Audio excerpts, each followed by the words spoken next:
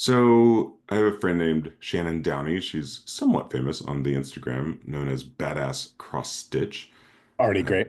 Kind of neck and neck with your wife in terms of followers, I think. Love it. So she hosts embroidery workshops, especially pre-pandemic. I loved hanging out in these. I learned how to, do some basic stitching, and she's a feminist and she's an activist, lesbian, like artist, craftivist, all sorts of things. But she really is amazing, especially at holding space for people to learn this craft and sit in circle and be in community and express themselves. And part of that's the art, and you can really make whatever you want. But if you're with her, there's a decent chance you're gonna be, casually influenced to put some kind of activist message into your craft work. Mm-hmm. Something subtle like fuck the patriarchy. And it's funny. So the first one I did, I stitched Love Now. And then the second one, Dignity and Agency, which I brought up here numerous times. I think that's a lens Yeah. that you and I Yeah. are aligned on, is a pretty reasonable lens to study a lot of these things. Yeah. And then the third time, it was a couple of years ago, it was an outdoor, it was a park in Chicago. And everybody, she attracts mostly women, femme identity folks. And I identify as having high feminine energy. I'll talk about that a little bit more later. So I'm sitting there, and there's a lot of, yeah, that kind of messaging, fuck the patriarchy, or maybe slightly less vulgar, but equally potent messages and pithy. And so I'm like, Yeah. I'm not really down with that. It's a little too binary. It's a little too down on my people, I guess. Even though part of what I also want to talk about is how the patriarchy, so to speak, doesn't necessarily serve all of us. Uh, anyway, so I start writing because you usually just write in like a pen that washes out, Oh, and yeah, it's yeah, and yeah. it's something like it's faded. So I wish I could read it, but it was just hilarious because it's like, let's heal the patriarchy such that, we can all come together and lift each other up and, be supportive and take good care of ourselves. And, it's like I'm running off of the edge of this tiny little hoop frame. Yeah. And I remember Shannon comes over and she was just like, trying to encourage me, but you could just tell she was like, "Oh, I have failed this one. Like this is not the deal here." And yeah, it lost so much energy. So of course, that's what we're here to talk about today. If you want to introduce our question, you being Yeah. Brendan McNamara. And you are? me being Andy Swindler. Yay. This is totally classic, where we talk about things that people say, maybe you should avoid that conversation at dinner tonight. Instead, we're going to do it right now. For me, prior to breakfast. I think what we're going to do today is actually inhabit that embroidery and expand it. And I think in some ways, your scenario also provides a vision into why this conversation or many conversations get so quickly waylaid. And not in terms of specificity and intention, like your embroidery is pointing towards, but honestly, the bumper sticker idea, the virality, the memification. I mean, think about that, folks. Like, especially for us who we're older, we're in our 40s, that like a something short enough to be a soundbite was already kind of like that's a newish concept in our lifetime. And then like, oh, it's a bumper sticker. It's like, oh, can you put that on a bumper sticker? Yeah, but can you fit that on a t-shirt? Like, it's got to be short enough to capture the attention, and it sticks in the mind, and people can repeat it over and over, and repetition begins to establish the inhabitation process of an ideology, et cetera. But now, of course, in the post-internet age, I mean, memification and virality is so intense that that I really feel like that messaging has gotten shorter and shorter and shorter, because now we're like the blip. We're in blipvert world. I don't know if anyone ever watched Max Headroom. It was, I think, inordinately influential to my life, even though I think it only lasted. It was a series of shorts and then like one season of a show, I think. But I don't know. It's like it heavily impacted me as what I thought the future would be like. And in many ways, I think it was actually pretty prescient. But we're in that kind of world where things have to be so small And the problem is that inhabits people's minds. So then when they try to go talk about things, I feel like this is what happens. A lot of people won't get past smash the patriarchy or expansions of F the patriarchy. Um, and then they're kind of done. They're like, because it's terrible. And then you're done. So people are sort of inundated with these strong, viral, memeified thoughts. And then there's actually they're built on sand most of the time. It doesn't mean they're wrong or right. It's just like, it's an interesting. So in some ways, I think that you succeeded and you're like, oh yeah, how deep and sincere and specific a message can we plant in here? Now it might We're not all get, walking around yeah. with multiple choice quizzes with two answers. We're just saying, fuck the Yes. patriarchy. Agree or disagree? What do you mean by fuck? Do you mean that in an amorous sense or a destructive sense and or both? Well, which I do think is funny in terms of I think there is something in there maybe that qualifies as subtlety or nuance, whereas F the patriarchy and smash the patriarchy seem like the two dominant things that we're kind of going to stick in our question here today. And both of those are double entendres. Both smash and F mean the same thing depending on usage. So in some ways, like copulate with, mate with the patriarchy, you're like, oh, okay, I feel like most people would sort of get on board with that, especially perhaps if they're patriarchs. Whereas the other one is stridently negative. So in some ways, I don't mean to assail the people who just embroidered smash the patriarchy, because in some ways that is a nuanced, complex statement. It's not purely destructive. It's binary, but it contains both choices of the binary within the statement, which is, it's a powerful and provocative art. That's why we ask binary questions around here. We do, just to come and realize how hard it is to actually uh, answer a binary. It takes hours to actually scratch the surface. The question today is, should we smash the patriarchy? Is that a question? Or is it smash or pass? Semicolon patriarchy? But should we? Should we smash the patriarchy is the question of the day. And my just knee-jerk intro, I'm going to thumbs down. No, we should not smash the patriarchy in the negative, in the sort of what I would consider the dominant denotation of that phrase, meaning should we simply destroy it?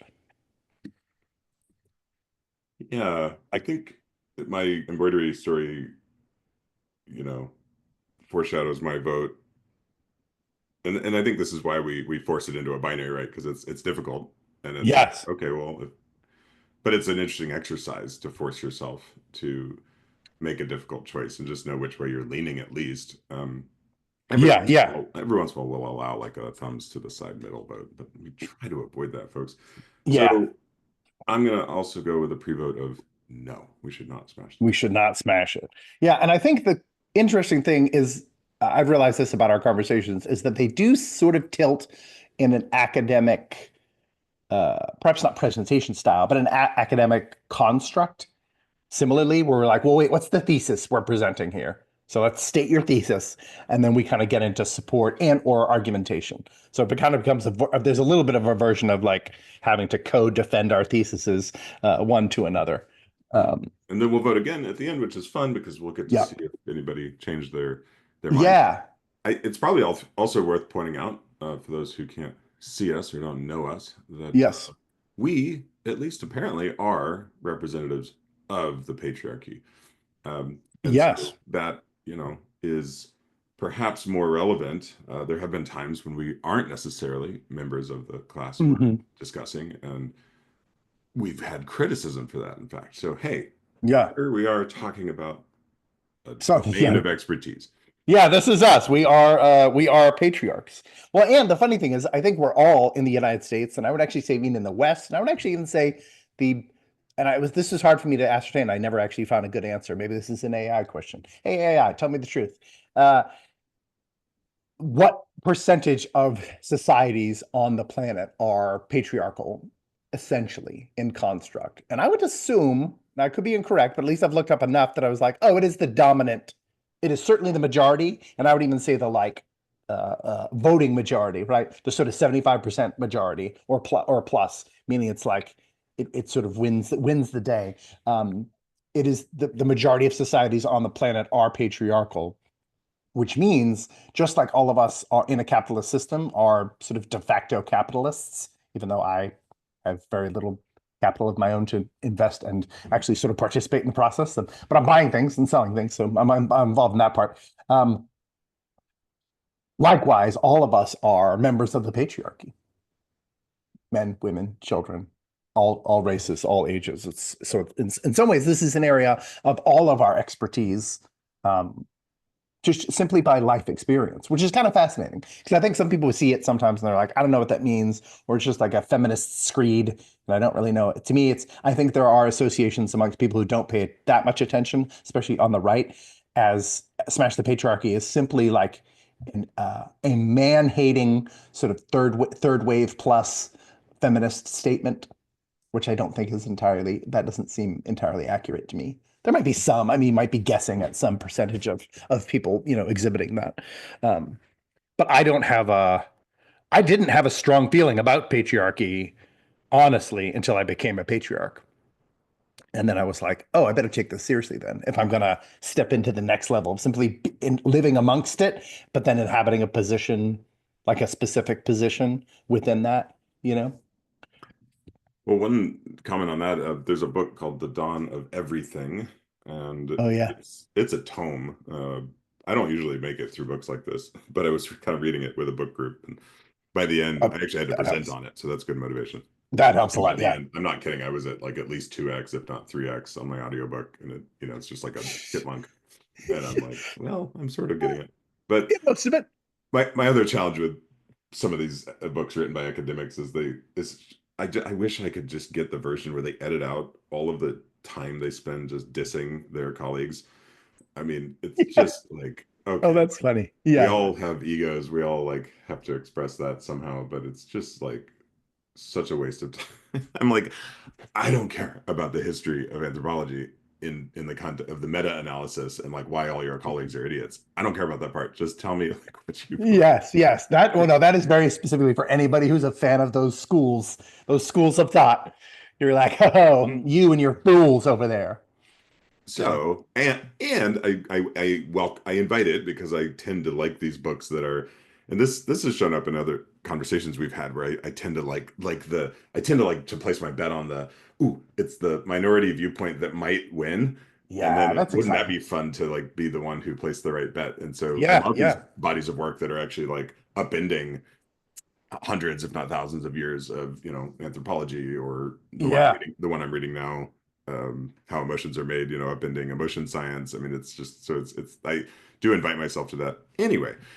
The dawn of everything, they go into that quite specifically. They Hmm. look at patriarchal versus matriarchal societies for at least hundreds, if not, I think, thousands of years, insofar as the very limited evidence we have.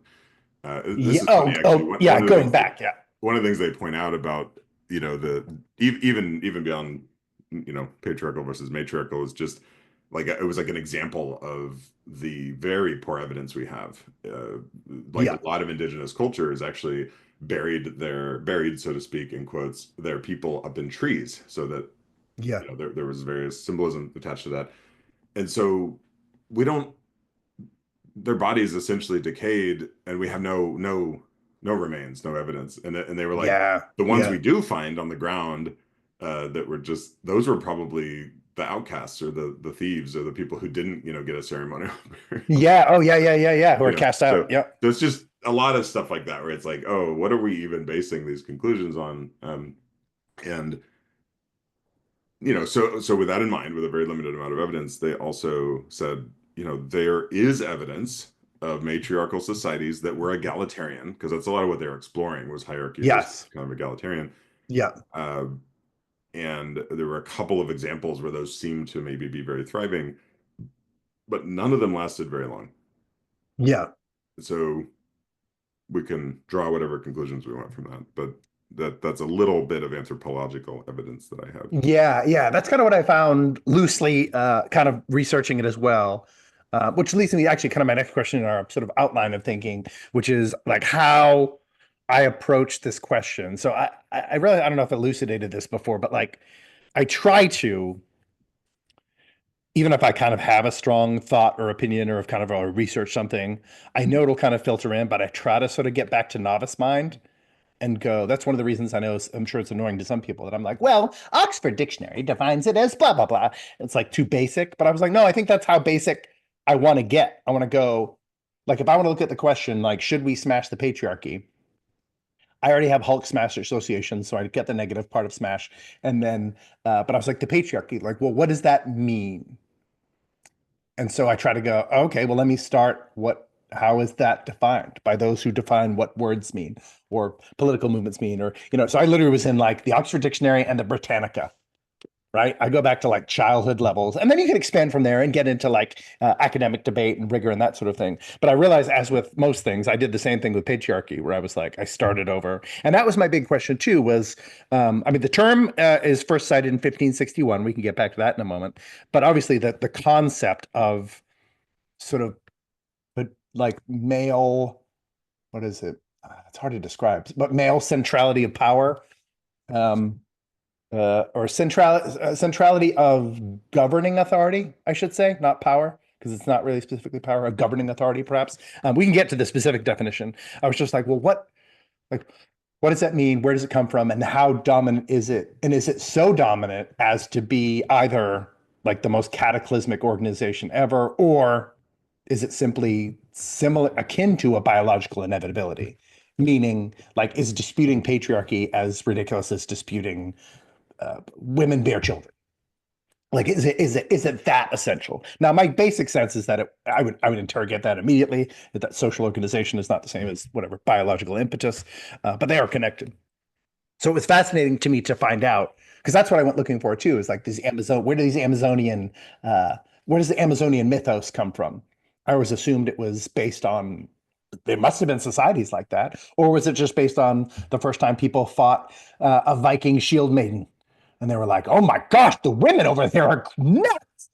She literally hacked three men to death. Who are these women?" And then you spin some sort of mythos out of that. I don't know, but I had to assume that there have been successful matriarchal cultures. But it is fascinating. We have it's not even a recency bias, but it's like a survival bias, or maybe it's even an evolutionary style of thinking. That if something dies out consistently, repeatedly, then you're like, oh, okay, well that's a devolution. Which then, from an evolutionary mindset, early on, I was like, oh, from that point of view, I would have to at least lean towards patriarchy being like an evolved state because it survived matriarchal attempts. Like matriarchal attempts of adaptation failed. That didn't work for us as a people group. So, revolutionarily speaking, patriarchy is at least better than matriarchy. Does that mean it's the purest form? We have no idea. We still have plenty more development and alteration to occur. That's But that's that's interesting. One of my mentors points that out a lot. He's like, I'm not necessarily defending everything, and you yeah, cannot deny that evolution has had a really long time to work out some of these structures. And yeah, and here we yeah. still are. Yes, and if survivability. So again, a patriarchy has always been based, to me, as far as I can tell, in survivability, like survivability of the species, which Right. is the dominant impetus of whatever you believe about evolution. Essentially, what adaptation is designed for is for us to Yep. survive as a species. Yeah. But yeah, how did you? I mean, you have obviously experience in your own life that you've already spoken about there. Like, how did you, when you were like, all right, how am I going to answer this question? Like, where does your brain start? Yeah, I didn't end up doing any external research. I barely made it through what you sent, which was helpful. And I guess that's because I've been exploring this for so many years. So I'm Yeah. glad you raised the question. One of the ways I've been exploring that is looking at masculine and feminine energy. Hmm. Uh, and that helped me pick apart energy from biology. And Yep. and I got a lot of that from a body of work called Shakti Leadership. And in that body of work from India, with Neela Mabat and Rasha Sodia, it's Shiva Shakti. And so even translating those concepts to masculine and feminine, you always lose something in translation. And in this Yes. case, you Yeah. kind of you kind of lose a lot because the way we hold masculine and feminine for the most part, we in the West, in the US, I think often attach those to the Yeah. biology. And so this is talking about the energy of those.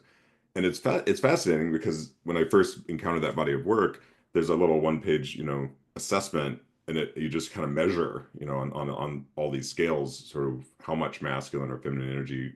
In this case, about leadership. So it's like, where are you leading from? I Yeah. was like off the charts with feminine energy, and that makes sense. I consider myself an empath. I was raised by, you know, loving parents who believed in art and education and personal improvement and accountability and all sorts of good things. Yeah. And and yet I realized, in my early business, I think one of the reasons I didn't have more success was that I was soft about some things that Hmm. should have had a harder line, should have had a firmer, grip. And I don't use that word soft in any way that's derogatory. Oh gosh, no. Yeah, it The shouldn't be. It softness, shouldn't. Yeah.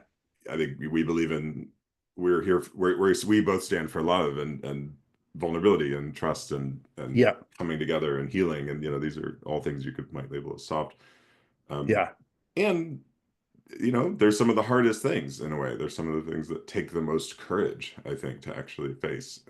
Yeah. And so I think, one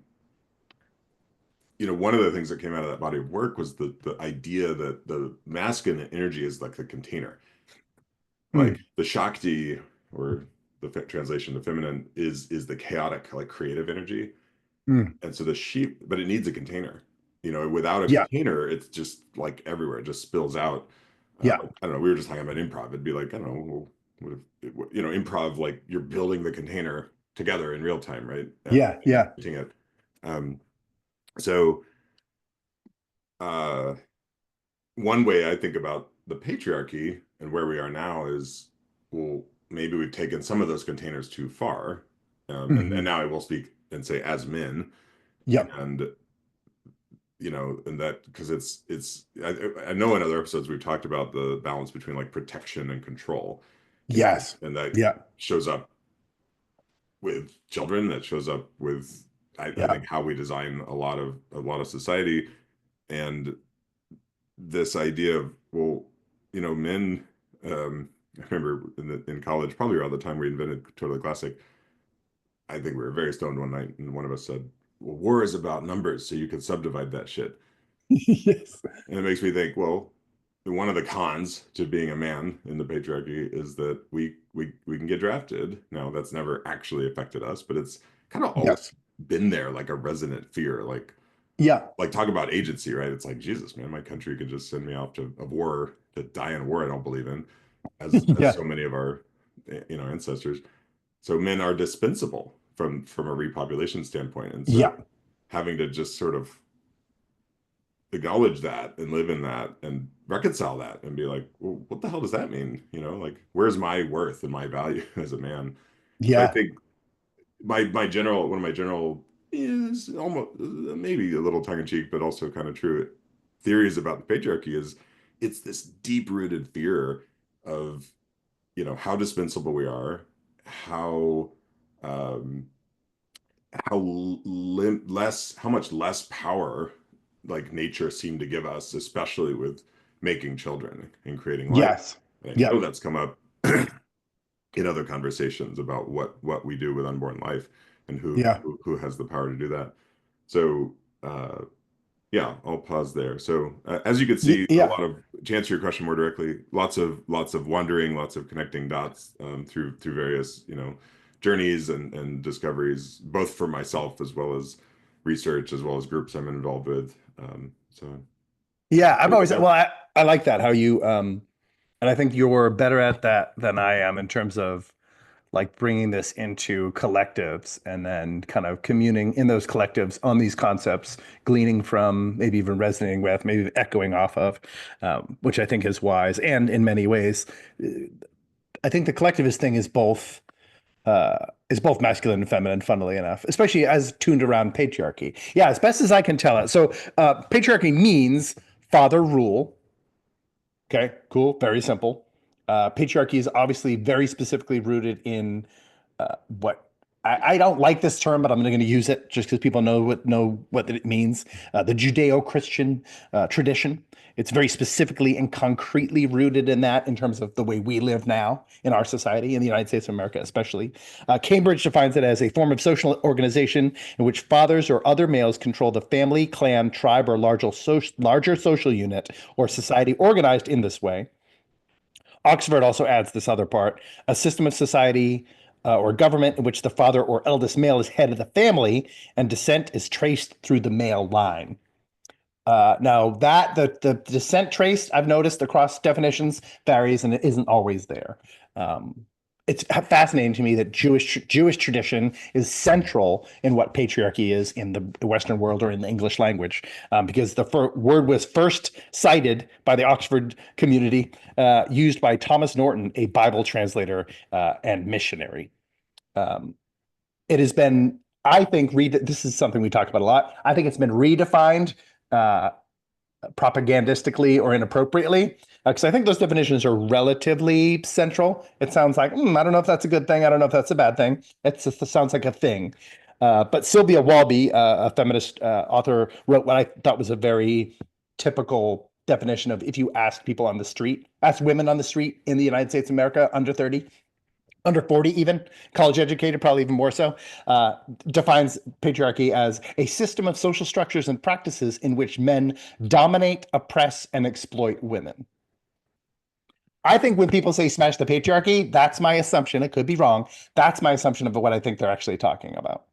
Oh So, yeah, I'd agree with that. yeah. So I just think that, so then I it's, hang out with a lot of those people. yeah, yeah. So if you define it as a negative, dominating, oppressive thing, then of course, smash it. Yes, thumbs up, right? However, that's just like saying capitalism or socialism, right? Smash socialism. You're like, well, what do you mean? Smash, like, well, I don't know. Yeah, you mean the oppressive aspects of it? Yes. Or smash masculinity. To me, we talked about this too. It's as crazy as saying smash masculinity or smash femininity. You're just like, Well, and what's often missing is a yeah. salient vision for what you're replacing it with. Yeah, and just like why are we just like what's so bad about the construct itself? Because as you noted, and I've noticed this as a man, and I think this is not impossible for women. It's just slightly harder, the same way it's slightly harder for me to envision a matriarchal system as a man. Is that it is centrally about survival, as far as we can tell, even anthropologically throughout history, and it is about the what is it the disposability of mankind and about men deciding that they're still deciding they're complicit, they're deciding that they are going to be the most self-sacrificial members of the society unto pain of death, unto working continuously. Like continual work is kind of fundamental to it because there are, in terms of for our species, there are times when it's extremely difficult. Women can work up till late in the pregnancy if they want to. I'm not saying they can't be powerful and amazing in that particular manifestation of what power and amazing is. However, there are times where it is much harder for a woman to be working multiple hours a day as they're continuing the species. So they're wildly important. Whereas men, you can just keep on working, man. You can work a man till you can work a man to death, way longer, and still have the species itself continue. So yeah, I mean, dying in war is fundamental to patriarchy because it says, oh, okay, we're going to make we're going to make the final decisions. We're going to kind of get the closing vote, the director's cut, but we also are going to die. We're willing to die in order to, and it's not just to maintain that power, in order to protect those who we have placed ourselves in some ways, governance wise, above. And that bears out, actually just the other day, this came up in a conversation, and even particularly to white men and how the patriarchy doesn't serve us in terms of health outcomes, for Sure, the most part, absolutely. whether that's Yeah. life expectancy or leading causes of death like heart disease and cancer, Suicide, yeah. mental health, suicide, Yeah. poverty, it's like our cousins were just here from Austin, Texas, who and I think somebody just asked like, well, who tends to be? They have a home, houseless challenge there because it's a nice climate, that tends to often happen. Just Yeah. lots of people and who are houseless. And somebody said, well, I don't know, just who do you notice? Like who seems to be the dominant group? And they were like Yeah. white men, just like no hesitation. Yeah. So, and on that note, But actually, germane to what you were just saying, a colleague of mine, actually an advisor to my startup, her one of her missions is to employ women who have had kids because she's like, she had the stats, I don't remember them exactly, but it was like the number of women who return to work after having one kid is like so, and but Yeah. basically after two kids, it's like non-existent. Yeah, So, it drops off so the cliff. Yeah. hats off to your lady, but you can, I don't know, you're an anomaly in so many ways, and one of them, to have somebody who I judge that there's maybe some cognitive dissonance between some of the ideologies you hold and sort of the way and who you are and who you're married to and how you live life and the fact that you're raising your daughters and all this other stuff, which is um Yeah. couple other quick stats. In the workplace, I had this updated recently, although I'd have to dig up the actual stat, but I'm a startup founder and I'm like raising money, so this is germane to me. So Yeah. 3%, only 3% of startup funding goes to women. And I've heard Mm. this one for quite some number of years, but there are more CEOs named John in the Fortune 500 than there are women CEOs. And Fascinating, then right? and then just history, this is anecdotal, but I think it's true. But our moms remember a time when they could not write a check or get a credit card without their husband's approval. Hmm. And so I think that's part of what's improved clearly, like Yeah. in the matter of like our lifetime. And what is probably really hard to let go of is the fact that people can still remember a time when women were had Yeah. so little power. They had like no property rights. They had no access to the economy. Basically, they Yes. were trapped by being in a marriage with their husband for the most part. Yeah. Yeah. Well, and it's fascinating. It's an abdication of power without will, but it's also an abdication of responsibility. Meaning, if you are not obligated to keep a debt, then that's one of the reasons why that your checks wouldn't be good. Meaning, like you can't pursue women to punish them the same way that you can pursue men to punish them socially. Then you have this. Yeah, it does. These are there anomalies in the system? And have this is the question: has there been toxic patriarchy exhibited, or has within the patriarchal construct have people used their power for ill? Dude, going back biblically to Thomas Merton and translating the Bible, absolutely yes. Like patriarchs absolutely abuse their power, and the matriarchs in the patriarchal system abuse their power. So there's no absence there's no absence of abuse. But yeah, it is fascinating and generationally because then we grew up then in I don't know if you did, but I grew up in a world that like is like a post-feminist world. I was born in 1978. As far as I'm aware, I never heard anything other than that women are equal to men, maybe slightly better, was generally what our whole society believes. Um, pretty consistently, pretty loudly. I was saying this the other day. I was like, oh, it's like maybe my stepdad makes some like, oh, the wife kind of ball and chain kind of jokes or whatever. And then my An granddad, undertone, yeah. yeah, there's like it creeps in a little bit. There's a little like, but that's even more of like a gendered hostility, or not even hostility, but hostility and humor, which I think exists in all cultures, amongst all cohorts, amongst everybody who's different in any way. So in some ways, I was like, all right, but like that's the world I've grown up in. So it's fascinating to me that like over time, I've watched that pretty much can be the dominant baseline of the world I was born into, and then ideologically at least. And then it's progressively headed that direction in terms of things altering and changing towards that ideology.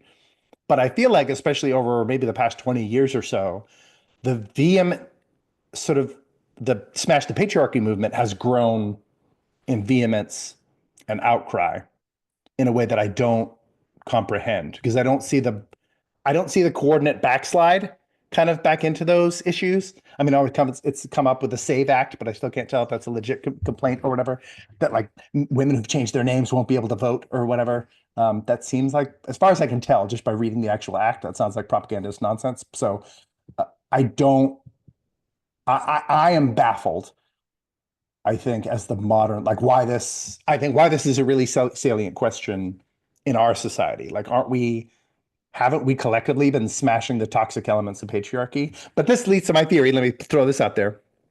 My thesis is that the patriarchy is not only just about redefining something inaccurately as just kind of already bad, so it's only bad, um, is in part it's a stand-in for a sort of the patriarchy stands in for like Christian or religious norms, kind of what we talked about in Sex is Sacred. What's the consensus of spiritual scientists, um, which consistently demand that the sort of what is it? It kind of demands that the individual will takes precedent over all moral, structural, ethical frameworks. So then anything that offends me, then therefore is a Tower of Babel that must be torn down, kind of a concept. That I feel like there's some of that in there because it just doesn't make sense to me, like in terms of historical flow and movement. Well, yeah, and I think you've had an uprising in the last few years of like the men's movements, and Yeah, some people associate that with like Jordan Peterson. I'm not convinced that's really accurate. yeah, I think they kind of some of them picked him as like as a mascot, but I don't know that he's actually really into that. yeah, yeah. Well, he's into male responsibility. Yeah, Yeah, exactly. Like yeah, personal accountability, male responsibility. yeah, Like, well, who yeah. doesn't want that? I'm Um, for it. Yeah. and um, yeah, to add to my thesis, Yeah. it's this fear that we'll just be like relegated to the sperm mines, eventually. Yes. Yeah.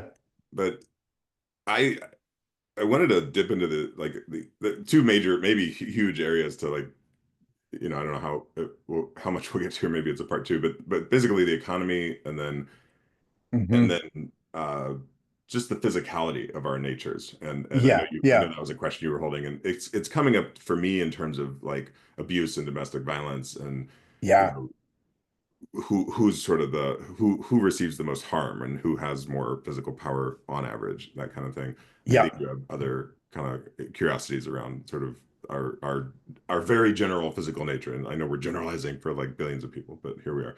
Yeah. Um, Yeah. and then the other, but on the economy, one thing I've heard, at least anecdotally, is that women are the CEO of the family and the home. They make Mm. purchasing decisions. I mean, I spend a lot of time looking at, business metrics and marketing. And it's like, Yeah. I remember over the last probably 10, 20 years, like a lot of people were, it almost seemed like this big light bulb going off, being like, oh my God, like women, somewhere along the way, women actually ended up with having all this purchasing power at the home. Like they're the ones we should be marketing to. Yeah. Yeah. And the other one that gets brought up all the time, I'm curious if I've not looked at this recently. I've heard all sorts of different opinions about it. Uh, is the pay gap? Is it real? Hmm. Yeah. Social justice warriors would unquestionably say, of course it's real. Like it's a dominant Yeah. problem. Others are kind of like, yeah, not so much. No, it's almost gone. Uh, yeah, it's almost gone. I mean, there are cohorts of women that make more than, well, white men used to be the standard. Asian women make more than white men now as on a whatever per capita basis. So, and even I think internally, it's within a few cents now. So in some ways, it is, again, this is a trajectory that if that was a problem, and it may or may not be a problem, I don't know. But let's say it was, and I'm open to that. It is a problem that we are trajectory wise, we have actually made significant strides towards quote unquote correcting, which is, I mean, again, I say that as like a cool, again, I don't want to smash the patriarchy, but at the same time, and this is what I think everyone agrees on. Maybe I'm wrong. A woman should get paid the same as a man if they're doing the same job to the same level of acumen. Agreed. Like I think that's where everyone is We like, solved it. yeah, yeah, we solved it. I mean, but like even the most, even like a misogynist, I think would agree with that essentially. You know what I mean? Like a racist wouldn't be like, well, yeah, you should pay black folks less. They're like, oh, you can pay them the same. I was like, but they're gonna rabbit on you or whatever. Again, I have all but in general, like no, we don't want. I think we do have as human beings this sort of Job's essential a like job, damn it. Yeah. yeah, yeah, fairness. You're like, all right, yeah. So I think we all agree on that, and in some ways, I'm glad it has narrowed over time, such that like Asian men are actually the standard by which all other people should be judged, in terms of where the pay gap exists. And I think it's fascinating that that's still not how it's being processed, which to me is one of the signifiers, and this is what I look for in the world. I was like, oh, that doesn't make any sense. Something's up here that's not accidental. The fact that the like white man is still the standard. Now that's a population basis. That's like based on the the most prevalent population is actually, I don't know if it's white males anymore. It might be white women, but whatever. It's white folks. We're the biggest like chunk of that whatever type of cohort. But it's fascinating to me that still is the standard, even if it's not the highest earning cohort that we make comparisons of. And so I'm dubious. This is why I'm sort of generally dubious, I think, of the anti-patriarchal claims. Well, that makes me just want to drop a word into the soup here, entitlement, which Yeah. I think can show up in so many places, but it's often Yes. associated, particularly with white men. And there's this zero sum kind of look at it, right? Where it's like, well, there's only so much money, there's only so many jobs, and Yeah. you know, yeah, like white men are supposed to get the jobs, and then everybody else sort of filters out from there. And it's like, well, obviously Yeah. neither of us actually agree with that. Uh, No, no, nor and should, yeah, nor should it do that. Yeah, yeah. well, we don't agree that it should, yeah, and Yes, yeah, yeah. nor, but nobody. I guess that's the problem. Everybody might agree that it's not happening anymore. And it's like, well, okay, then we need to Yeah. figure that out in a different way. We need to have more jobs or something. But uh, anyway, entitlement seems to be a theme that goes through the smash the patriarchy conversations. It does, yeah, which is fascinating. And I think in a lot of cases, my theory, a lot of the issues are between men and women, like envying or disliking or wanting to smash the matriarchy or smash the patriarchy, is some of it's rooted in covetousness. Thou shalt not covet, in Mhm. envy. Um, I, as a man, I am a patriarch of my family. Now, what that means really is in my actual household, it means I'm the sort of the spiritual head of the household. That's the most fundamental thing, which is sort of like leading your family to honor the Sabbath and live righteously. Um, that is also can be the sort of last vote. Maybe it's like a decide, have a little bit of like I have a 1.1 vote in my house or something like that. And then I do also feel like I am the dominant partner in terms of trajectory of our lives, like which can relate to sometimes like where we're going to move or like what we're up to next as a sort of a progressive unit. Whereas fascinatingly, the woman's design in the patriarchal system is the strong leader. These are rooted words. We will get into a part two. The father's the strong leader of direction. Mother's the strong leader of the home.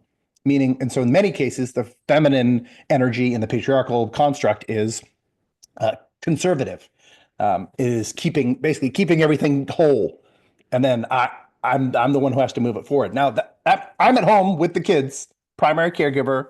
I'm the ones making lunches. I'm doing the dominant amount of the housework. I'm doing all of Yeah, those things. Those are still patriarchal because to me, it's also looking at the design of our home and going, oh, okay, well, where where to is put the tent? yeah, where is effort needed? Where's effort needed? And that's my job as a man is to go, oh, okay, well, that's where we need effort now. And it has to be, patriarchy has to be sacrificial. Like you have to give, basically, by being a patriarch, you are committing yourself to give more and have more resting on your shoulders than anyone else. And that's pretty powerful. So I mean, that is an entitlement. Literally, you're born into it or you marry into it or whatever. But you're Yeah. entitled to privilege in that case to some degree, but also a monumental degree of burden. Which again, Well, you're I just didn't, such a yeah, passing example as the primary caregiver. I know in our house, anytime we yeah, get a piece of mail that just says to head of household, we fight over it. yes, So we're younger in our marriage, of course, but yeah, and yeah, I think we will have a part two. yeah. Let's keep interrogating this. It's good. It's fun sometimes for us because then it's like, oh, we stir all this up, and then we can come back in, and maybe some of it's settled, and maybe some of it's gotten even more stirred, and there we go. Yeah, asking more questions, man. Well, I appreciate the way you think, and thank you for helping me reason and be curious through this. You too. Love you. Love you.